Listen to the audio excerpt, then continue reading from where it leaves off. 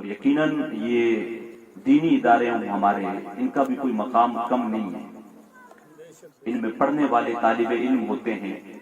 صحیح حدیث کے اندر آیا ہے، اللہ کے پیارے حبیب علیہ الصلوۃ والسلام نے ارشاد فرمایا، یہ جو بچے ہوتے ہیں جو علم دین حاصل کرتے ہیں، ان کو عام مت سمجھنا، ان کا مقام یہ ہوتا ہے جب یہ چلتے ہیں فرشتے اپنے نورانی پروں کو ان کے قدموں کے تلے بچھا دیتے ہیں۔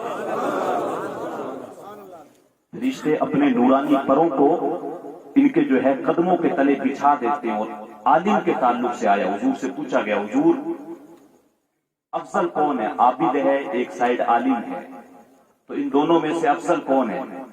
میرے حضور نے ارشاد فرمایا، عالم کی فضیلت عابد جو عبادت کرتا ہے، ہمیشہ ہاتھ میں تسبیح اللہ کی عبادت کرتا ہے، اس کا بھی بڑا بلند مقام ہے۔ حضور سے پوچھا گیا، حضور ایک عابد ہے ایک عالم ہے، دونوں میں سے افضل کون ہے؟ میرے حضور نے ارشاد فرمایا، عالم کی عابد پر فضیلت ایسے ہی ہے جیسے میری فضیلت تم میں سے ادنا کا، تم میں سے جو سب سے جو نچلے درجے کا ہے اس پر جیسے میری فضیلت ہے، اسی طریقے سے عالم کی فضیلت ایک عابد پر ہے۔ عالم کا بڑا مقام ہے، بلکہ ایک حدیث کے لفظ ملتے ہیں، من اعان عالما او متعلما بقلم او قرطاس۔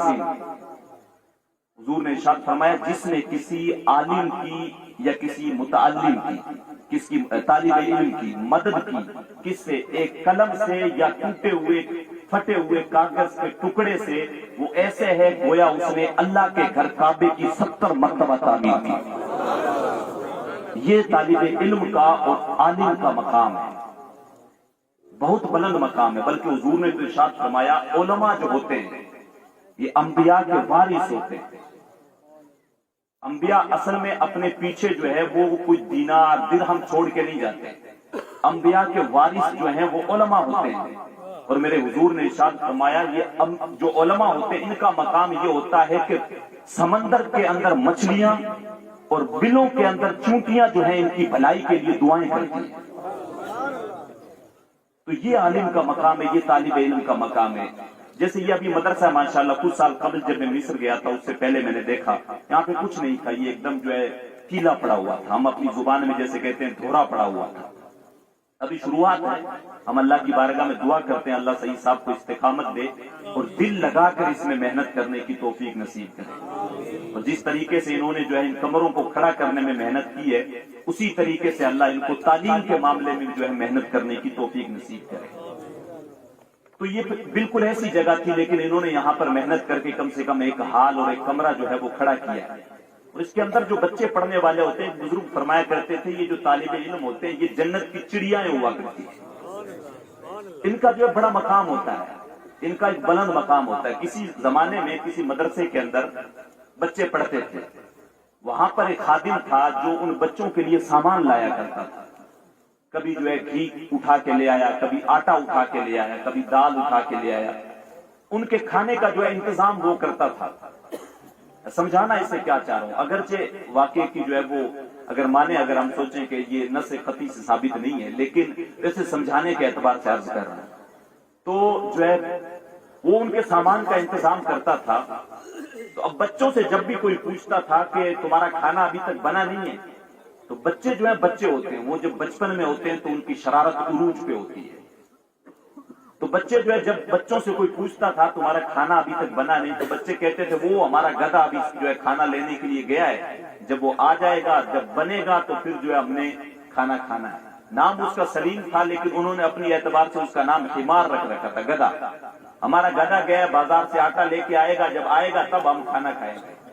اب وہ جو خدمت کرتا تھا اس کو ایک دن پتہ چل گیا اور وہ کہنے لگا میں ان لوگوں کی اتنی خدمت کرتا ہوں، ان کے لیے گھی لاتا ہوں، دال لاتا ہوں، روٹیاں بناتا ہوں، سارا کچھ کرتا ہوں، اور یہ جو ہے میرے گدھا کہتے ہیں میں نے آج کے بعد ان کی خدمت نہیں کرنی۔ وہ ناراض ہو کے میرے آپ کی طرح چھوڑ کے چلا گیا۔ رات میں جاگ کے سویا تو دیکھا حشر کا میدان لگا ہوا اور اللہ کی بارگاہ میں سارے بندے کھڑے ہوئے، وہ بھی کھڑا ہوا۔ اب وہ جو چھوٹے بچے تھے مدرسے والے، ان کو جو ہے جانے کا حکم ہوتا ہے جنت میں، وہ اڑ کے کھڑے ہو جاتے ہیں۔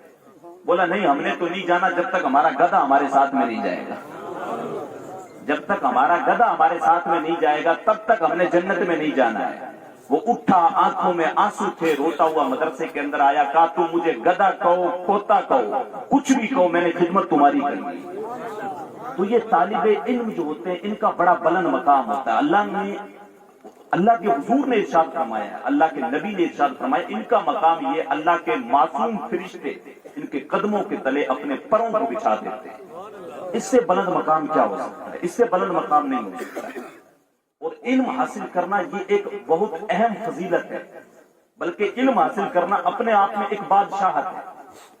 किसी जमाने के अंदर जंग हुई तो एक मुल्क की फौज ने दूसरे मुल्क की फौज को हरा दिया, वहां के बादशाह को कैदी बना लिया गया और ला के दूसरे वाले बादशाह के सामने जब उसको पेश किया गया तो बादशाह ने पूछा, भाई तू थोड़ी देर पहले तक तो तू भी एक मुल्क का बादशाह था, तेरा भी प्रोटोकॉल था, तेरे भी खादिम थे, तेरा भी सब कुछ मामला था, अब तेरे साथ आम लोगों वाला तो मामला नहीं किया जाएगा, तुझे एक मौका दिया जाता है, तू तेरी ख्वाहिश बता, तेरी ख्वाहिश जो है पूरी की जाएगी।